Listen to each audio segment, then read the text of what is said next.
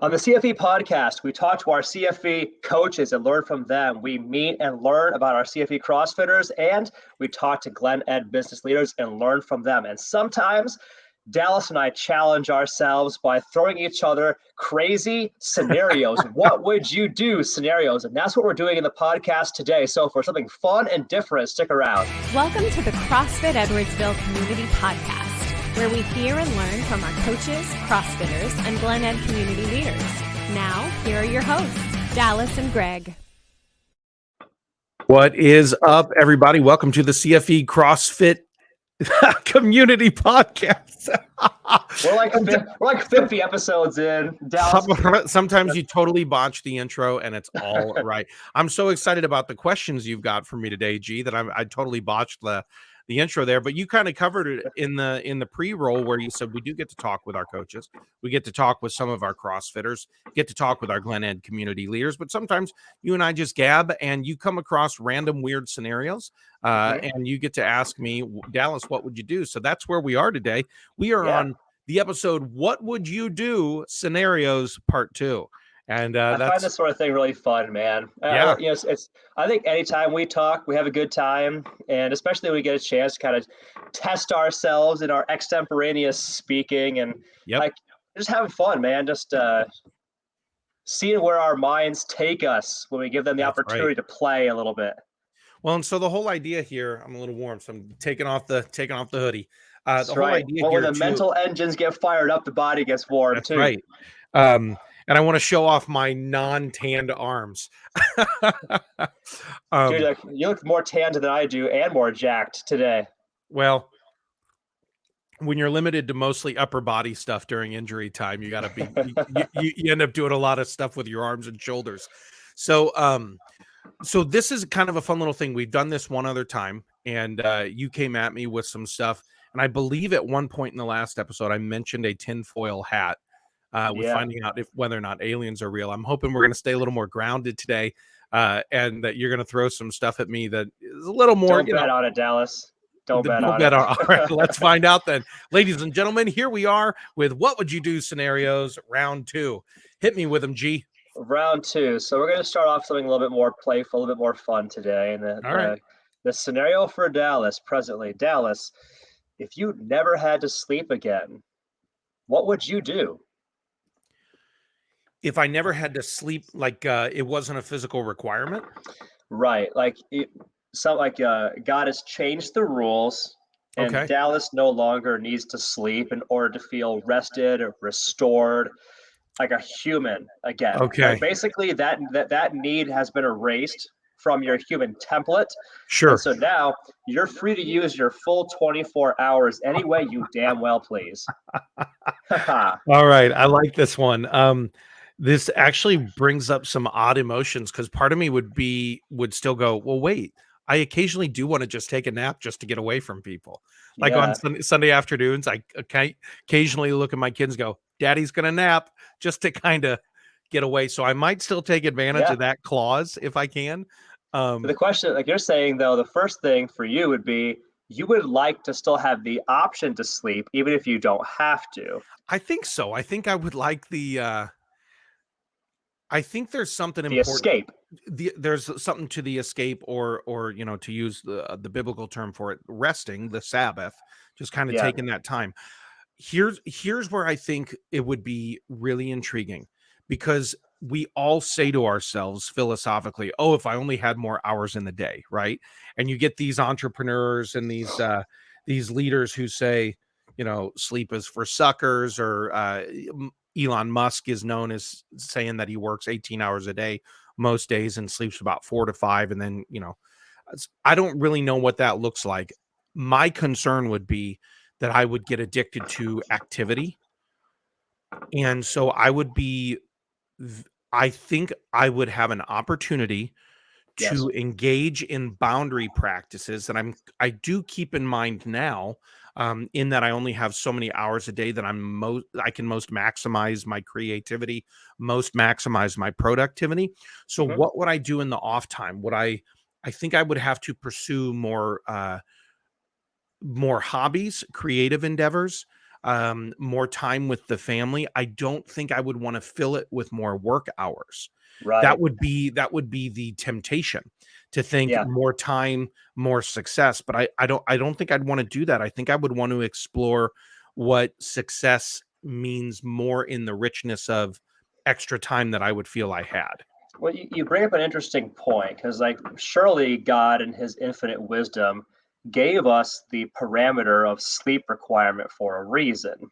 Yeah. And I don't claim to have the answer to this, but I imagine that there probably is something to the fact that it puts a limit on the number of viable hours every single day. Like Yeah. let's say for the average person, it's 16 on, 8 off. You got Yep. 16 hours to make shit happen, right? How are you going to spend that 16 hours?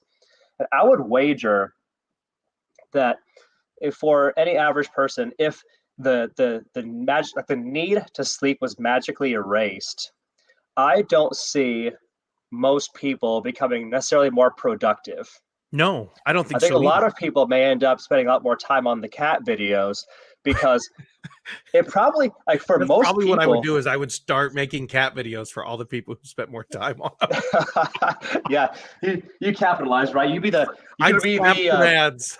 you could be the guy selling the shovel at the gold the side of the gold digger, right? Right, exactly. But I think that for most people, like, their jobs typically don't require another 10 hours a day. Right.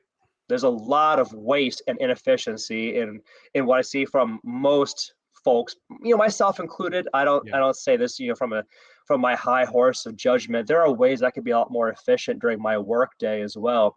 But I think if you just suddenly expanded and you had another 8 hours to spend on anything you could every single day, it would probably become of paramount importance to establish boundaries right away so that Right. it didn't become an enormous waste of time, Right. or that you Right. didn't fall deeper into whatever addictive behavior you have, because especially for the entrepreneurs, we're pretty typically workaholics by default.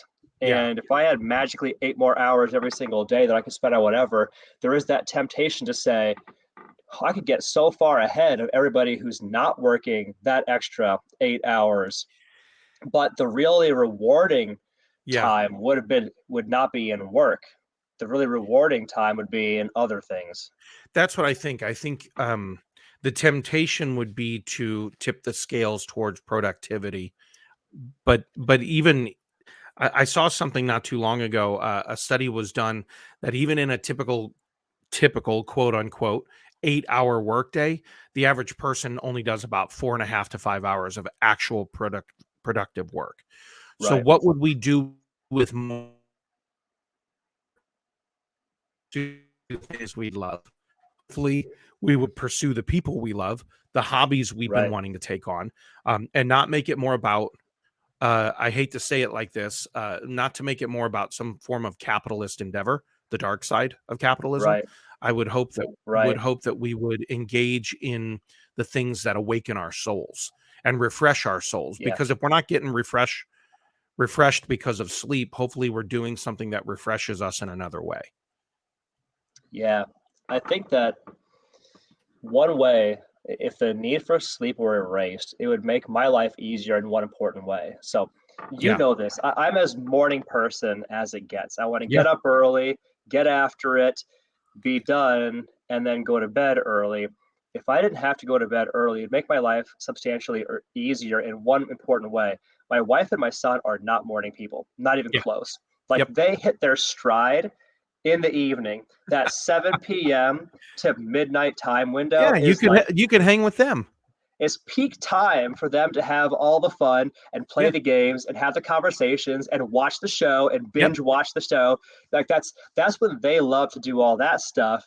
So in this imaginary world where I don't have to go to sleep and get up early in the morning to get shit done, like, I'd be spending a lot more time with Caroline and Zai in between that time window, Right. because I guess for in our scenario, I am the only one that no longer has a sleep requirement, I Right. suppose, right? Well, because you just brought up a very interesting thing. If my three boys didn't have any more sleep need as well, that would actually become very grueling because it would just be like, hey, you need to go away so that mom and dad can have some alone time. Like you just made me think if their hours got amped up as well, I'd be looking to get them out of the house by 14 or 15. Yeah. Because instead of having to be actively engaged in parenting for just for purposes of the illustration, 16 hours a day.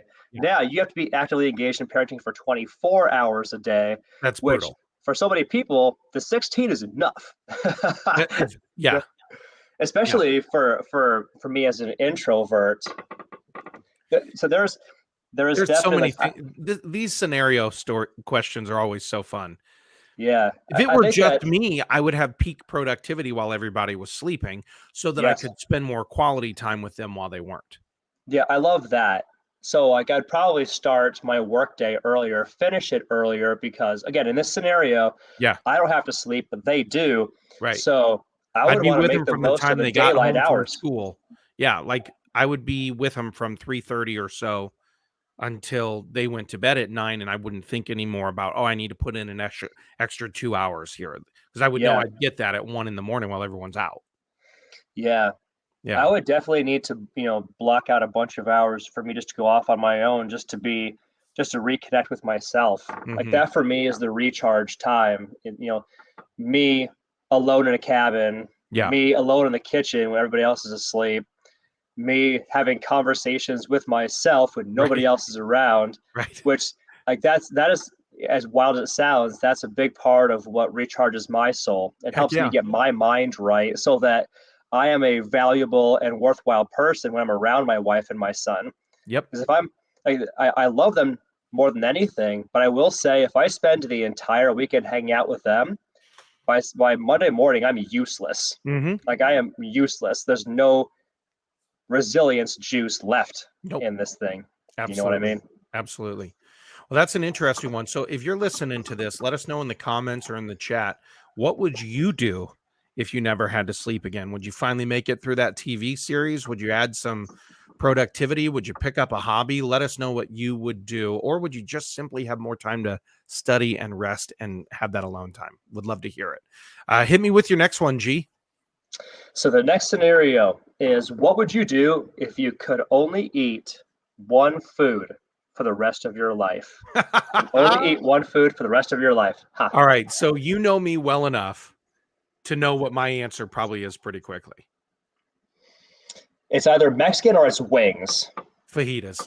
Fajitas, yeah. Yeah, it'd be fajitas. Now the question would be for you, because fajitas is like, to me, that's the perfect food. You get meat and plenty of onion and green pepper, some red peppers occasionally. You get the goodies, and it comes at you hot and fast, and it's very satisfying. But the question is that one food, meaning that's one platter? Or that's exactly what I thought when you said this. Yeah. So if you had to limit me to one food, it'd be ribeyes. Like essentially the question, I would go full carnivore. What we're asking is the question, Dallas, do you get only one ingredient for the rest of your life, or do you only get one dish for the rest of your life? So because for example, like if I could have the same dinner that I had at Texas Roadhouse 2 days ago for the rest of my life, would that be it? Or if I could only have the 12-ounce prime rib for the rest of my life, would that be it? Right. That's the question here. So let's tackle it from both angles. So we know what Dallas would do if he's given only one dish for the rest of his life. It's going to be those fajitas. Winner, fajita I don't need dinner. the rice. I don't need the beans. Give me the meat and the veggies, platter, hot, skillet, as it arrives, and a fork, and I'm great. All right, but what if we tighten the screw a little bit and you can only have one ingredient for the rest of your life? What is it then? I would be full carnivore and I would only eat ribeyes. Only ribeyes. Ribeyes over fire. Meat, dead cow over flame. That's it. I'm good. Have you been all carnivore before? I did carnivore for 30 days. That's right. I think I remember this. And I got to the point where I was only eating one meal a day. And I did fairly, so there's levels of carnivore. Yeah. And so some carnivores believe that it's more like a no carb keto. And so they're eating dairy and they're eating cheeses and things like that, and even eggs. I Hmm. actually was just straight. I did what I think they call it like level 4, which is snout to tail and organ meat. So Hmm. like I was eating liver in that month, and Hmm. various parts of cow and pig, and occasionally chicken.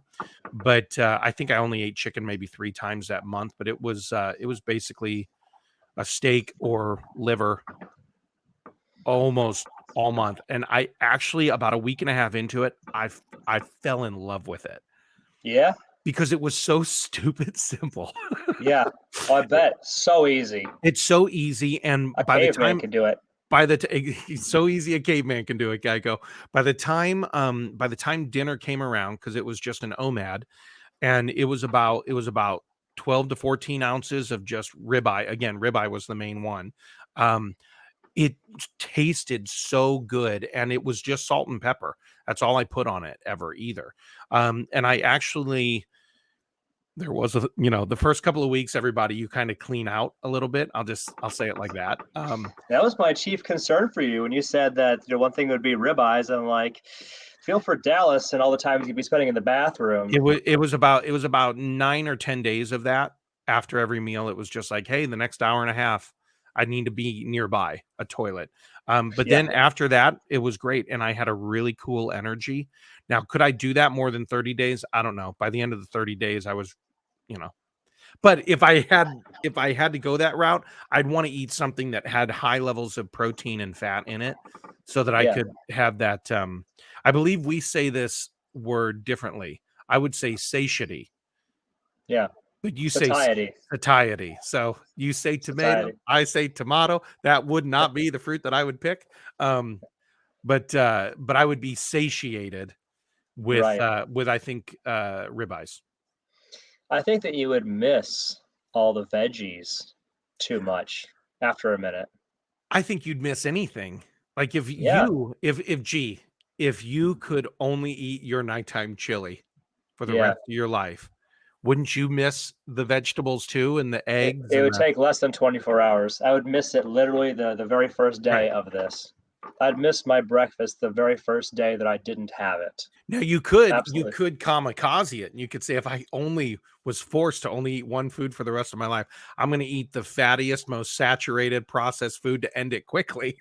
Yeah. So what came to mind for me was maybe cashew butter because your cashew butter, your Really? peanut butter. Yeah, and I say that for this reason that I'm looking at it from an athlete standpoint, from a Yeah, functional person standpoint. I need to have in my head, I need to have proteins, fats, and carbohydrates in yeah, some ratio in order for my body to get all that it needs. So sure, without if I don't want to go down the route of having to take ridiculous amounts of supplements in order to meet all the needs that I sure. wasn't getting by only eating bananas every single day, Right. then I would say that peanut butter or cashew butter, probably cashew butter or almond butter would be my top choice because it's like in one package, protein, fat, and carb in a pretty solid ratio that is Sure. pretty close to ideal for most people. It requires no refrigeration. You can take That's it with true. you everywhere you go. It's easily portable. I can put it in my duffel bag and have it with me at all times. What I don't know for sure is if this counts as a dish or a food because cashew butter, you're looking at it's Sure. cashews and palm oil ground up into a mix, Right. or it's almonds and palm oil ground to a mix, plus or minus sugar, plus or minus cinnamon, whatever else they put into it. I don't know if Right. that counts as dish or That food. would seem to me that it's a dish. So if it's not just ground up cashew and the Yeah, natural oils pressed from that. Like if you yeah, had additional cashew oil added in instead of palm oil, it would right. seem to me but I think I would get tired of that flavor and texture pretty quickly. I think that we would with any food. I think that you give it But 40. you could do eggs 1,000 ways. I could do I eggs a thought you would thousand say ways, eggs. but the kicker with that is like, does it still count as eggs if I put hummus on it? Does it is it Oh still no. Do you know what I'm saying? No, Like, you could only scramble them, boil yeah, them, poach them, fry them. because I think that if I was only going to pick one food, I think eggs would be it. I can go whole egg, I can go egg white, Right, I could scramble them, poach them, right. hard boil them. There's a lot of different ways that you can prepare. Yeah, And I assume too that I can only have one food, but all seasonings are in play. I presume this is the I would case. assume seasonings are in play as well. But Yeah, that's also why if they weren't in play, I would throw meat on a fire because yeah, that to me, there's enough natural flavor that comes out of it. And I sure. could smoke it and I could roast it and I could Yeah, grill it and yeah. You I'd can buy have a your pulled sous pork. vide, I'd sous vide the crap out of that meat. Yeah, absolutely. So that's an interesting one. So everybody, if you're listening, let us know in the comments in the chats if you could only eat one food, and we'll even allow you two answers here. One like platter, one meal Yeah, versus one actual food item for the rest of your life. What would yeah. it be? Gee, Well, give it to me, man. this brings us to our third scenario, which is Dallas. What would you do if you didn't have to work for a living? We've erased that requirement. Let me put it another way. We have just made a deposit in the Amsden Fund Yep. that now exonerates you from any requirement for having to do anything in order to have the financial means to live your life. All Three, two, right. one, go. What do you do? And with this scenario, I'm going to say we have made a deposit to the Amsden Fund that is sufficient for you to maintain your current level, your current standard of living. Yep. All right. So, one little parameter on this. You no longer have to work. You can keep everything you have in your life now, all the food, housing, your kid's school is paid for, whatever, right? Everything, all needs are met. Now, what are you going to do? All day long, do whatever you want. So the impulse is to say I'd go sit on a beach, but that would last about 2 weeks, right? And then you'd be Um, bored out of your mind. I would, I would. I have to create something. Yeah. So I would probably. I remember Dr. Jordan B. Peterson, 12 Rules for Life or 12 More Rules for Life, if you've read his second book now. But he talked about meaning and purpose. And he said that the meaning of life is to find the largest burden you can and to carry it willingly. And without meaning, we don't have any Mhm. there's no purpose, there's no joy because to use his words for it, my wife always laughs because whenever I'm talking about him, inevitably the word malevolence comes up. Life is full of Mhm. malevolence and chaos. Yes. Yes. Um so so I really like that idea of to find the largest burden you can and bear it willingly. Yeah. I Um want to. I want to throw a thought in on this as well, Dallas, yeah, before yeah. we steer away from it. That I believe very strongly that within the deepest depths of the human soul and character, within our DNA, there is this innate need to face struggle Yes. and overcome it. I think Yes. that is a basic human need that, and for many people, like well, I'll put it this way: there are some people in the world upon whom the struggle is an imposed life condition. They have no say in it. I'll use the people of the Ukraine as an example right now. Yeah. They are engaged in a life and death struggle as we speak. Their very like nature, their identity as a sovereign nation is threatened. Their livelihood is threatened. Their lives are threatened. Yeah. They have a struggle that's very clear, present, and real to them. It's inescapable. That's the life that they are living, right? Mhm. You go overseas to here, we have many people that don't have a meaningful struggle. Right. And I think it's those people that are the ones that get drawn into silly, stupid, and meaningless conflicts, like Right. arguing with people online, Yeah. going onto Reddit and getting into fights with people that you don't know. Reddit and Because Twitter are everybody not the needs real to world. have that struggle in some way. Right. Some people have a meaningful and productive outlet for it. Some people find it in jujitsu Yep. because there's a very real struggle, you versus another person. Some people find it, in going out into nature and seeing, can I live off the land Right. for a few days? other people find it in getting into fights about politics and religion. Right. None of those interest me. I would say that as you were talking there, what I would look for, we asked the other question, if you never had to sleep again, and I would Yeah, look to find balance. So if I never had to work for a living, I would not be financially driven, but I would be impact motivated. for sure. Just the type of personality I am. So I would find a way to continue to work and create in a way that impacted people's lives positively, Yes, and do good in the world, as the old saying goes. right. Um, so I would still need to create. I would still need to make an impact. I would still need to have a positive influence on people. And I would still work in that regard. However, what I would also seek personally is more balance. And you've heard me talk about this, G, the 4 areas of our lives. Hmm. We have our spiritual life, our physical health, our relational well-being, and then our professional work. And so the spiritual, physical, relational, and professional, and usually where tends to happen for me is I lean really hard into the professional because I get to exercise my creativity the most there, and Hmm. because there is the financial need of feeding myself. So in those 4 areas, I would probably say I would be able to rebalance, be able to put a better balance of power on more spiritual pursuits, more physical health pursuits as well, Yeah. and more relational well-being, all of which should be already in my pursuits, but sometimes fall out of balance because of the need for finances.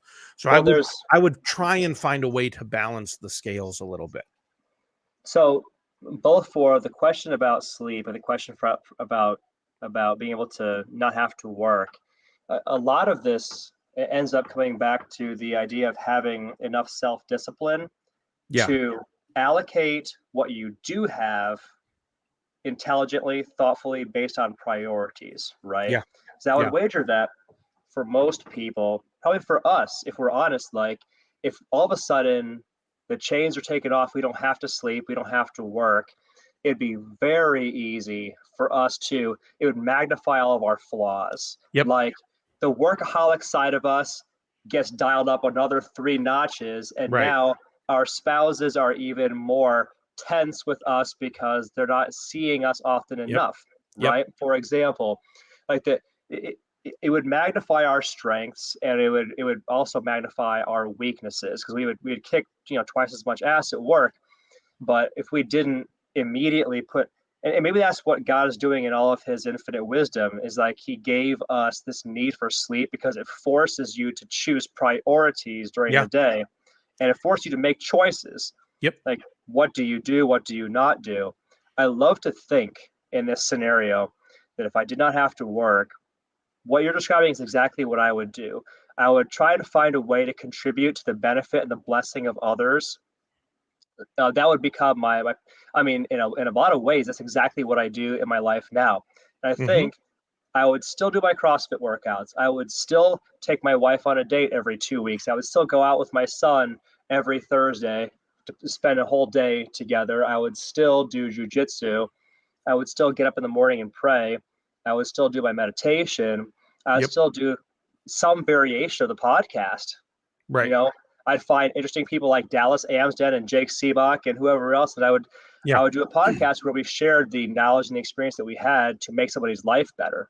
I would yep. still do all of those things. So in a lot of ways, my life wouldn't change a lot, but the thought of not having to worry about finances ever again, that's an awfully attractive thought. Haha. Oh, well, for sure. Yeah. And I do think, again, I think it would be, to your point, the perspective, but that balance element. I mean, everything we talked about today, even the only eating one food for the rest of your life, it throws everything out of balance, right? And we understand that there should be more balance in our world. So these other questions, I think it's the same thing.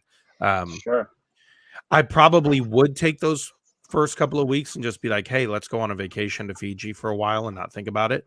Right. But I would be no time at all before my journal was filled with ideas.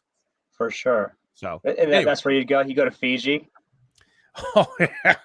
Or was that just a hypothetical? Was that just No. It would either be Fiji or the Maldives. I would spend a week or two on one of those huts that's on the water. Yeah. That you can literally walk down the steps and walk right into the ocean. No, it's on my vision map, on my personal mindset map. There's a vacation location I want to go to. Isn't that where Tony Robbins Island is? He lives off of Fiji. Yep. Yeah, I thought so. And he also has, his 6 basic human needs, including, connection and love. Yeah. As well as something you had said reminded me of this earlier, the need for a contribution or significance. Yeah. I think it's a basic human need. I think Tony Robbins has that exactly right, that we all need to feel deep in our soul that we are contributing something meaningful to the world around us. Yep. If we didn't have that, we would feel empty inside. We'd have no work to do, and we'd be extremely saddened by it. Yeah, I think so too, for sure. Cool. Well, we had more scenarios in mind, but I feel like that kind of wraps up kind of. I think I'm feeling the same way you felt, man. I think that was a really good encapsulation of it. This was a fun one. You can save the other ones for part 3 if we ever decide to go to. But today was what would you do scenarios part 2. And it was a good time. Hey, it was. To all of our audience out there, thank you for joining us. Dallas, Thank you for joining me. Hopefully, this podcast has given you some things to think about and has contributed to your life. It helps you to see things in a fresh or new way. Maybe you found yourself as you were listening along, daydreaming a little bit about what you would do if you never had to work or never had to sleep. They're fun things to think about. In the meantime, Dallas, somebody wants to learn more about CrossFit. What should they do?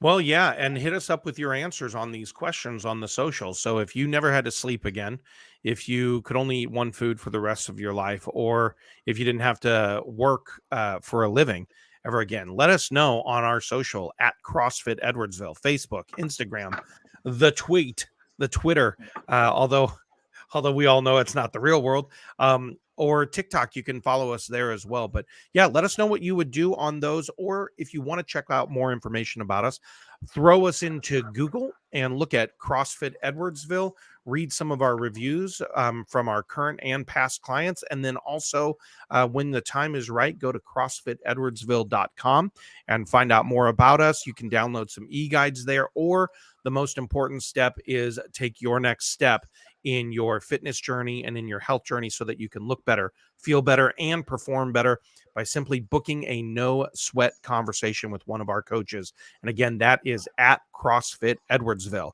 That's it for me. Coach G, thanks so much, my friend, my brother. And I will let you sing us out. Ladies and gentlemen, have a beautiful and blessed rest of your day.